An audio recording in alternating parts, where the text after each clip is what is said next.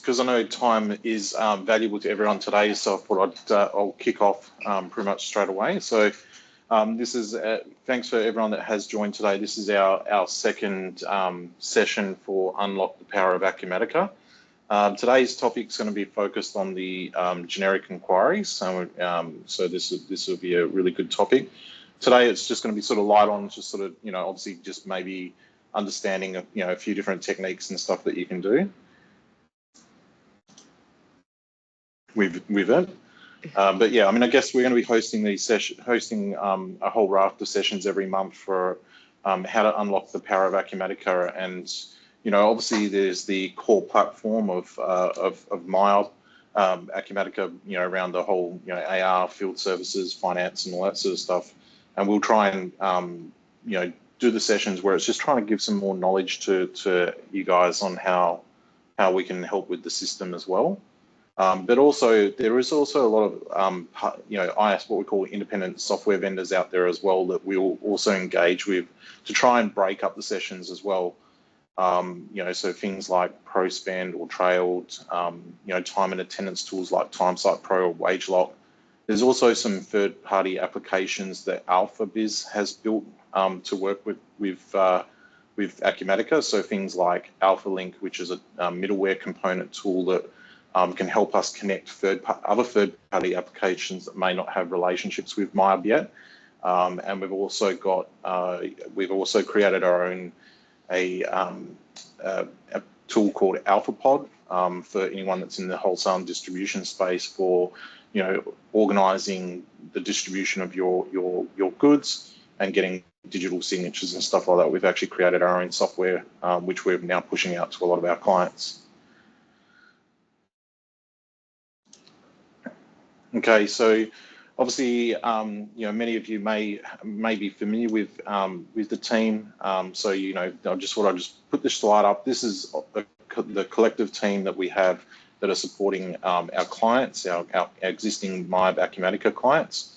But yeah, just the team has grown over the last few years since I first joined the business, and it's great that we've got so many customers on the call today. So that's really good. But as I say, the main focus today will be working on talking through the generic inquiry screens, and we're going to utilise Janelle. Janelle has recently joined the business and has had many decades of experience in report writing, generic inquiries, and also other report tools that we'll probably bring up in future events as well. So today, the objective of today is to go through and understand the importance of generic inquiry screens. Generic inquiry screens are used throughout, obviously, MYOB. Just to learn how you can, simply, modify the existing general inquiries to give you better information or help you filter the information differently. And then also just enhance the data filtering and presentation that you may have at the moment. And this is all just about to try and drive efficiency in the business. So I'm going to stop sharing the slides. And before we go into that, we have sort of just to try and, because we've got a bit of a large attendees today, we've put everyone on mute. But if you've got any questions that you want to ask, there is the chat. So, put them in the chat. And we'll either try and answer those as we're going through this session, or we'll hold the questions towards the end, and we'll take everyone off mute and give everyone an opportunity to have a chat. So I'm going to stop sharing the slides now, and I'll hand over to Janelle to present on generic inquiries. Thanks, Adam. Much appreciated. And you actually kept to your time limit, so I'm really impressed. I was getting told that I couldn't talk too much to our group of clients, and Janelle was going to beat me with a hard stick if I went too long. So. But, no, you've done well. Right. Okay, so as Adam said, we're going to be talking about generic inquiries today, or GIs, and that's terminology that you might have heard consultants use around the traps, but not really understood what they are. But basically, as far as your system's concerned, you're constantly inputting data into MYOB, whether that be for projects, invoices, whatever. But then to get that data out into a meaningful form, you can use an inquiry, or in MYOB terminology, a generic inquiry, or GI if you want to look intelligent, or you use a report. So an inquiry and a report in a lot of ways are very similar. Reports, though, do more complicated things. They can do subtotals and sub-reports. But in its simplest form, you know, an inquiry is your best bet, and they tend to just follow your straightforward rows and columns structure. So that's basically what a generic inquiry is. So I'm in a live demo system here. So to start fleshing that out, I'm just jumping into the receivables module, and somewhere where we've all been into our customer profiles. And this screen is a generic inquiry. You might not have realized that in the past, but basically all of these profile screens are generic inquiries. I'll just qualify everything I'm saying today to say I have administrator rights. So if you leave today's session and try and do something on your system and you can't see the options or whatever, you may have to check your security settings with your internal administrator. So apart from just knowing that this is a generic inquiry, I can kind of tell it's a generic inquiry if I come up here to the customization. Yep. And there it says edit generic inquiry. That's the big giveaway. When you can find that, you know it's a generic inquiry. The other way you can go to find generic inquiries is just up in your search option and just type generic inquiry. I can never remember what menu it sits on, so that's what I always do, is just go up to there, go generic inquiry, and there's a list of every generic inquiry in your system. And there are mountains of them. Good luck, you know, it's always good if you've got an idea of the name that you're looking for. So that's two places to get to your generic inquiry. I'm going to come back to our customers again. So the first thing you can do with generic inquiries is you can sort all the columns just by clicking in the header. So you can sort them ascending or descending, and that's just purely alphabetical. You can put filters on them, so automatically everyone is selected. So I can just tick that and say I only want to see the active customers, and now that's filtered it all out. So, and you can see the little icon in the top there with the little funnel, that's gone dark to say that I've got a filter on there. And that's just, that filter will only last as long as this session. If I click away and go into another module, that filter is lost. I can come and just take that filter away by clicking the remove button. And that can happen on any column in here. The other thing you can do at the simplest form is on the right-hand side, there's that little icon. Hopefully you can see where I'm circling. And that's your column organizer. So available columns are here on your left. Columns that are already in your inquiry are here on the right. So you can just click on one and push it back, or you can use your arrows again to push it into the inquiry. So I just pushed parent account. There's my parent account there. And if I just sort on that, double check there are no parent accounts here. So that wasn't a very smart example on my behalf. So hopefully at the first, and of course you can reshuffle your columns. So all I'm doing is clicking on a column and dragging it to where I want it. And again, all of these things only remain in place for this session. If I want to sort of create things in my generic inquiry that are a bit more solid and remaining, I can come up to my funnel icon and I can see that my filter settings are showing all records. But if I click on this little plus icon, that's giving me a new line down in the lower section. When you're starting out, you can ignore your brackets to start with if you're just doing a simple one. So all I'm going to do is create a quick filter on the city. So I'm going to say city equals, and then my value is going to be Sydney. And if I just apply this, I've got the filter happening there. If I go back to my filter icon, and there it is there, if I save this filter, it asks me for a name. Sorry, I'm not very good at spelling and typing at the same time, so forgive me. So I've saved that filter, and when I save it, I actually get these options here, default and shared, become ungrayed. They become available to use. Default means to make this filter the default view whenever you go into your customer list again. I personally don't use that because I like my first view to just always be everything. That's just personal preference, each to their own. I do like this shared option though, because that will then make this filter available to every user in your system.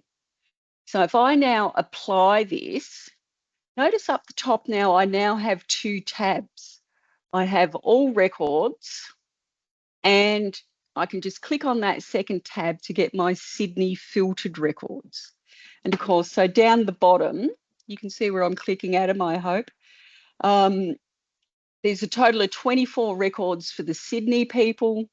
And if I go back to my all records, we've got a total of 106 records for everyone. Yeah. So what I've done there on the city is really just a filter, a very simple filter. You can obviously have as many lines in here as you like and as many different views. So for example, I might now come back and say, I want another filter. I'm going to hit my plus sign and I'm going to say class. And if I just start typing, it just, again, the spelling thing and talking. So I'm going to say class ID equals local. And I can apply that, and that's filtering it down again. Again, if I come back here and click on my class ID, I can save that, and I could give this a different name if I wanted to, or I could keep that and call it Sydney local. So, okay, apply it, and that's updated my name there. You can have as many tabs across the top as you want to create. You know, so for example, you might have one for each state if you're, you know, Australia-wide in that regard. So feel free to muck around with the filters. If there's any questions come through now, Kenneth, at this point, let me know. We're going to jump a bit further. Hopefully you can see up the top all my filters.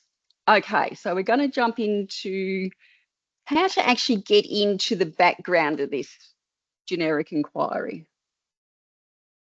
So if I come back up to my customization and I actually want to edit this generic inquiry, this is when you're feeling really brave. So that's just launched my generic inquiry window here, which, you know, when I went up and used my search option, that's the same way, just the same way of getting to the same place, just different avenues, if you like. So here's my generic inquiry. And I can see now that the technical name in the background is SP Customers. And the screen ID where it's appearing on is this one, GISP001. Doesn't really matter. It's just a reference number that we use internally in the software just to clarify, you know, because there's so many screens that are simple or whatnot. But what you're mainly looking for here is if you start delving into this edit in generic inquiry, are these tabs across the top? Yeah. So if we have a look in the first instance, these are the tables included in this generic inquiry. So we can see we've got AR balances, customers, address. And then the next tab is the relationship with these, between those tables. What's linking each table together? And then we've got all these other ones, and I'm going to just sort of gloss over them. That might be getting a bit complicated. And then I'm going to jump to the results grid. So these are the columns that will actually be appearing on your results grid. And you can see here, one of these columns says active. So what you can actually see is there's some columns that have been brought into this inquiry, but we really don't ever want to use them. We don't want users to muck around with them. So we can actually just deactivate it. And there's nothing wrong with that. Okay. But if you're going to start playing around with an inquiry, what we always recommend is take a copy. So if I come up to the top here and just on my little pages icon and go copy, because I've done nothing to this inquiry so far. And then if I hit plus to create a new one, and I can call it SP Customers JF. You can put version 2, you can put test, you can put anything, but basically all I'm doing is creating a copy of that generic inquiry, because then when I tab past that first window with my new name, I can just paste everything in from the original. So I know I can play with this to my heart's content and not worry about upsetting my live system. If I decide at the end of the day, yep, I like this new inquiry, then we can, make it live in the system or replace the original inquiry. But we always recommend never muck around with your originals. Always create a copy, and it's just the safest way. Of course, all clients should have a review tenant or a test tenant. Feel free to muck around with your inquiries in there. So once I've created my copy with just JF at the end, which are my initials, I'm just going to save this straight up, get to go from the get-go. Now, yesterday when I was testing what I was going to talk about today, I had the beauty of bringing in this extra table into my inquiry, which is an AR balances table, okay? But if you want to sort of play around with things and want to bring in a new table, just hit your plus icon, and then you can search what you're looking for. And this is and how to teach people what table they're looking for is probably the hardest question to answer in the world, because that's sort of where you need to get a bit of basic understanding of database knowledge. But you can see all these tables here. You can see, this line here is the AR customer. The best, if you're not sure of the exact table name, just start typing in your search up the top and let the system guide you. But I actually thought I removed it. That's bad on my behalf, but we're assuming right now that I've added this table in here. It's called AR balances, because what I decided was that in my inquiry, as well as having my customer ID and name and whatnot, I decided on that initial inquiry screen, I want to see their current balance. I just thought that might be a handy field to have. That's why I've brought in the AR balances table. Of course, every time you bring in a new table on this first screen, you need to have a relationship with it, without exception. You can't have a new table without it attaching to something. That's what a relationship is. So in my case, I'm going to attach my main customer table to my child table of AR balances. Okay, that's up in this upper part of the screen. Yep, and I just made it a left outer join. If in doubt, until you get a bit more experience, if you're not sure what sort of join to do, always go with a left join. It's the safest. Not very technical, but it's safe. So of course, that's how I'm saying my customer table has a relationship with my AR balance table. And in the lower part of this section, that's where you actually specify the fields that come together. So in my parent, what the lower section of this table is saying is that the business account ID in my parent table equals the same thing as the customer ID in my child table. Okay, if in doubt with those, just maybe send the help, if you just want to know about a join or a table, just send the help desk a quick message, because this is probably the most difficult part, just linking that table incorrectly. Okay, so I'm confident that's happening nicely. So if I jump to my results grid and then go down to the bottom, I'm using my plus icon to add a new row. And I want to bring that in from my AR balances table. And here I can start typing if I know what the name of the field is. But now, or I can just search for it. And I want that field there, current balance. And I'm not even going to complicate it. I'm not going to worry about anything complicated like formatting or width or anything like that at all. I'm just going to say, yes, it's visible. Yes, it's active. And then, of course, once I hit the save button, I can view my inquiry.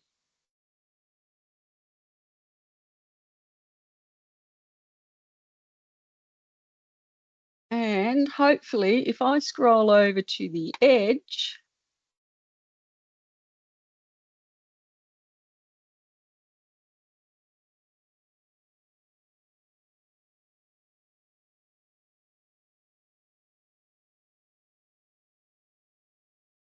I haven't got my relationships correct.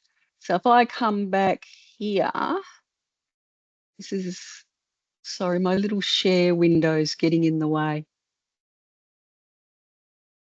So we just say okay to that error message and go out there. And it's telling me there was something wrong with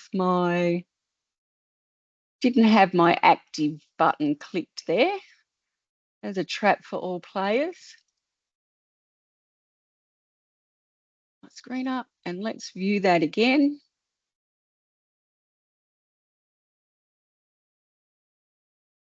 There's all my data and there's my AR balance there. And of course, we can move it. We can do all those other things that we want to do while we're in the preview. But I'm going to keep closing down my inquiry and going back to my generic inquiry. Let's look at a couple of other things as well. So at the moment, I've jumped to sort order. So at the moment, this is sorting on customer account. But again, if you can change the sort order in any session, but if you want to change this permanently, we could just as easily change the sort order to be the name. And again, notice how often I'm clicking the save button. The other things you can do here is you could put parameters and say a parameter might be the customer is owned, the name is from letter A to letter B or things like that. And again, your conditions is where you would restrict what data is actually coming into the inquiry. So for example, there's already a condition on here that says the visibility equals 0, but you could put a restriction on here to say the status equals current only or things like that. That's sort of getting more into the deeper stuff. Where most of your work is happening is in this results grid.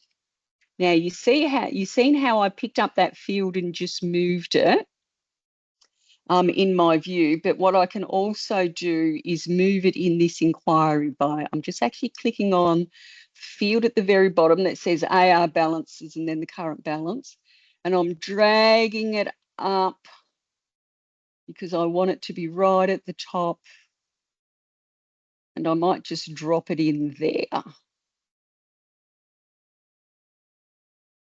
So, and again, save and view.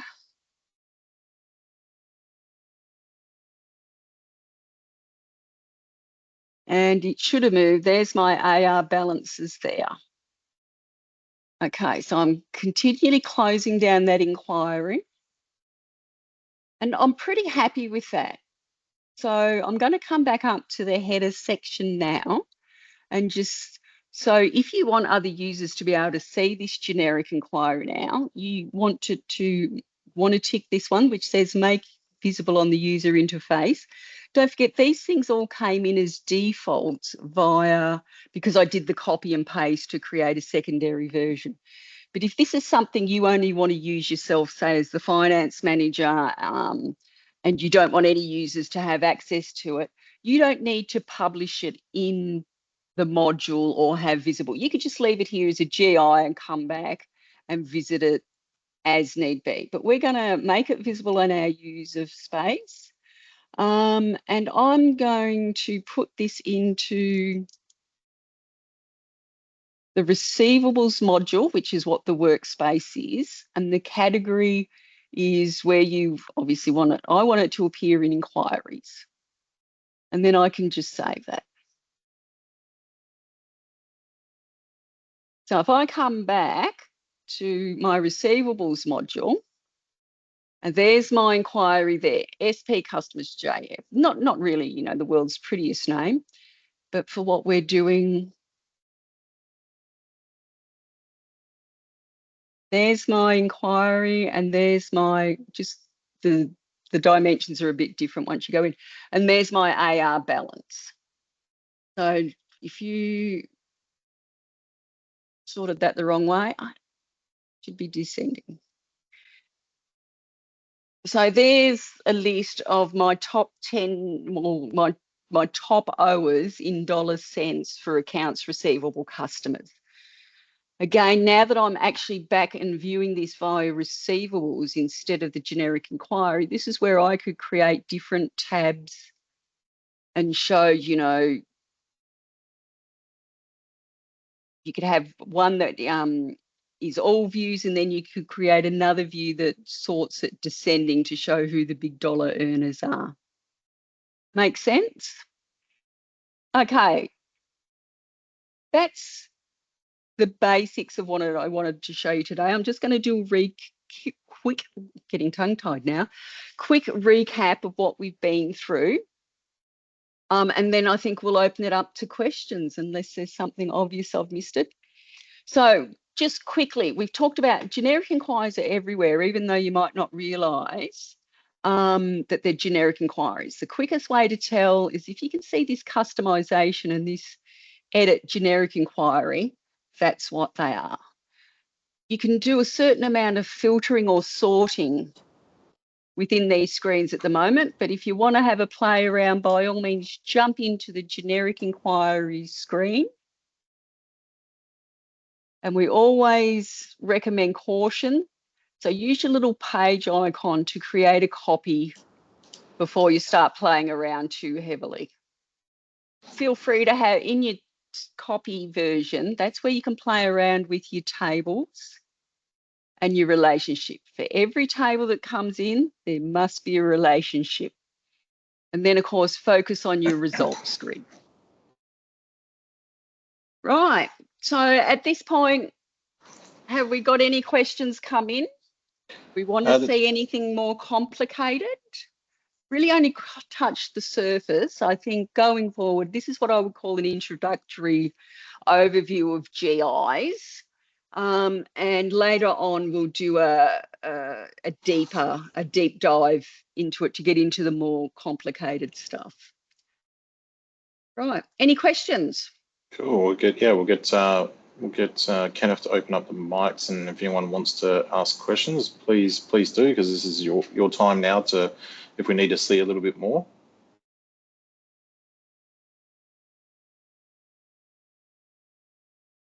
Shadi's got a question. Kenneth, can you remove everyone? Okay, mics are open now. Hi, If you want Shadi. to Hello, ask hello. if anyone wants to ask a question, you're able to unmute yourself and ask away. No, great presentation there, Janelle. Thank you very much. I think you've really opened the floodgates there. And there's so much to unpack, or there's so much depth into building GIs. And I think the greatest advice, once people start playing in there, is really doing that copy. Take a copy of whatever you're going to modify and play with. So 2 questions. What security options are there for users? I'm going to call in one of our security expert consultants because they'll answer this much better. But like everything, you can bring in row level security and specific screen level security. Who am I going to flick this question on to help me get a bit more detail into it? I think probably, I suppose, to have better control, like you showed that to identify a generic inquiry, you've got that customization. We probably don't want to make that available to everyone, I would imagine. So that area could be locked out, can't it? Yes. Yeah, and that's where I sort of qualify. Everything I show you today is I'm as an administrator. So you may not have this available on your screen, and by no means that is not a fault with the software. That is just your security that's preventing that. Yeah, okay. Yeah, no, that's probably more the point. I know there's a lot of levels you can go through to around the security and permission options. Now, yeah, quickly, that gets complicated, doesn't it? Yeah, certainly. There's a lot of depth even in the security settings. And my second option, I don't want to take up too much of the Q&A. There's thousands and thousands of fields out there for the average user. How do you find and this is probably for another session, but how would you find if you need to locate the table? Yeah, look, how do you find the field? Yeah, that's just such a hard question because there really are literally thousands of tables and thousands of fields. So I guess if you're coming into your copy version and you're looking for a table, okay, sorry, I'll go back a couple of steps. A couple of tricks I use a fair bit is if I'm just looking for something, it's not uncommon for me just to create a new one and call it test. Yeah, again, it's the typing and talking thing I have a problem with. And then, someone's already created it. That was probably me because this is one of my little tricks. If I create a new one and I'll just call this test 2, and that's where I quite often just come in here and browse the tables. So all I'm doing is creating a blank line using the magnifier, and I'll just start typing in what I'm looking for. I'm looking for some customer data. So customer's a great place to start. And there you can see all your tables. The more you type, the more it'll search. So I think, well, I'm pretty sure that customer down here, AR customer, that's the one I want. This is a very and you don't have to put an alias name in there, but you can. And then if I just come straight to my results grid, there's only one object in here called customer.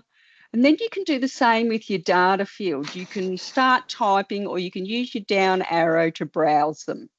So straight up I can say, well, this is kind of what I want because there's my account name and my customer ID and things like that. But you can see here's a guide of just how big these tables are. So, you can, or if you've got a good idea of what you want, you can just start typing status, for example. And there's my customer status field in that table. So that's what I do a lot. And then, of course, once I've found what I've wanted, I just delete these tests because they're just junk. They're just a way of me looking it up. Okay. But just as long as you've taken a copy of your GI, you can't hurt anything. No. So I fully want everyone just to have a go at looking at tables and fields and whatnot on the copy. It's only when you might leave your copy sitting in there for a few weeks to test and play with, and certainly don't turn on that make visible on the UI until you're quite confident it's correct. But it's the best way to learn, and obviously, like everything, the more you jump into this and play around, the more you'll learn about your fields and tables. You know, different order types.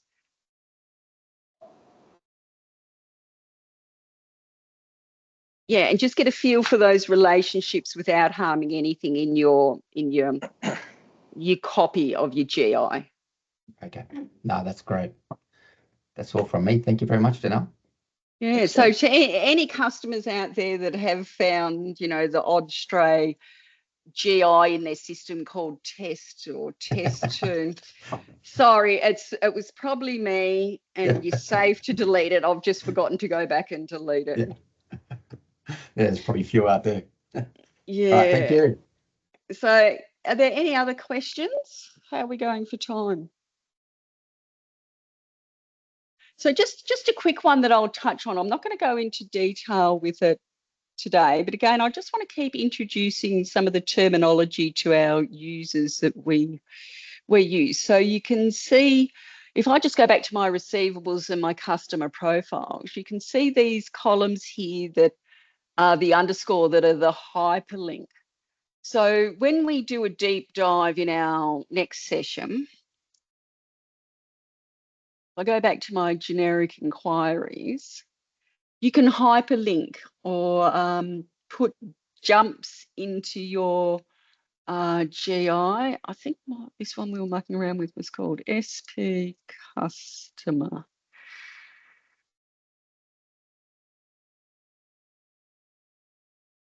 There it is, SP Customer JF. So I know I'm not doing harm with anything. So I go to my results grid, and there's my entire results grid. And what I'm talking about here is navigate to. That's where you can put in some commands to put in a jump to the screen ID by double clicking on it. I have got a screen ID. I go back to the original SP customer.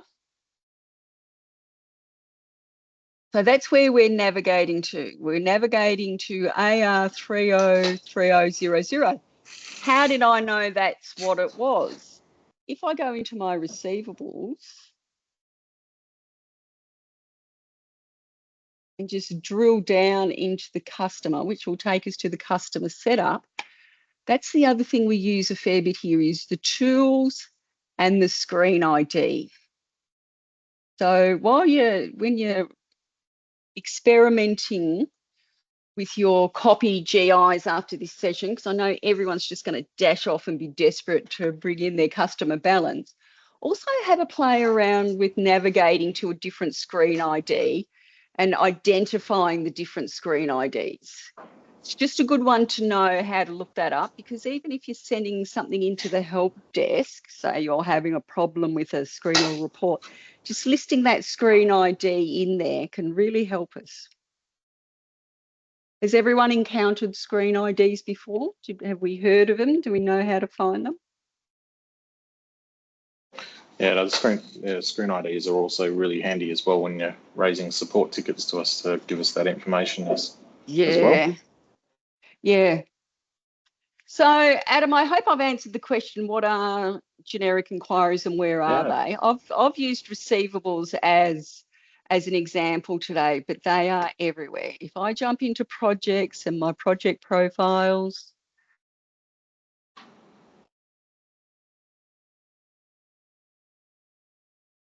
see, everyone's system's slow. Even our demo system is slow some days. But we haven't got any set up here. But that's a generic inquiry.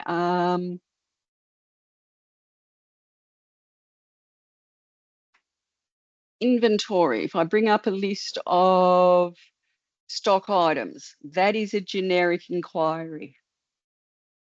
pretty well all of these profile lists in any module is a generic inquiry. Yeah. Customization, generic inquiry. So these screens are very flexible. If nothing else, no, you can change them. If a screen's so big and cumbersome and just not telling you what you want, don't put up with it. It can be fixed. Yeah, cool. So Eva, yeah, so if there's any more, if anyone's got any questions, please come off mute. I guess we'll come to a wrap up. Either you've answered it really well, or everyone's like, okay, generic inquiry. You've done a really good job, and everyone's like really focused on doing doing their own general inquiries now.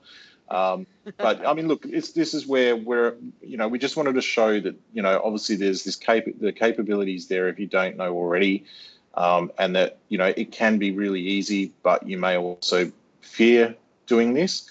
And we could do more more specific training if you want training, or if you want to. Or you want us, you go, yeah, we do have a need to clean up our general inquiries in certain areas, and you just want us to do it, give us the information, and we go away and build these generic inquiries, then that we can do that as well. But the simple one that we go and see clients often, and they're not even aware just that they can tabularize the customer screen to, could be by state as the example there. It could be by active and prospect clients. It could be by sales staff as well. So to try and help build out the CRM, and it's not just limited. I've even had some clients where I've gone through and shown them just even how to tabularize tasks. Like they've gone and added a whole bunch of tasks into the system, and then that brings up a general inquiry screen and say, okay, well here, this is how you then. You might have gone and put, say, 12 months of tasks in the system to remind you to contact these clients at certain dates, and that can all be tabularized just from a generic inquiry. And that's something really, really simple that users should know how to do themselves within the system. Absolutely. So, yeah, a good one is I see a lot is with sales orders. Just having a tab for each status of the sales order. Yeah. Whether it's still at the quote stage, sales order, shipping, that type of thing. Yeah. And of course, I've already identified that we're going to do a session later on. It's going to be like stage 2, which is a bit more complex for generic inquiries. But of course, if you've got any ideas that you want to see in these sessions going forward, pop that into the chat box. And Kenneth will make a list of them. I'm going to stop sharing now.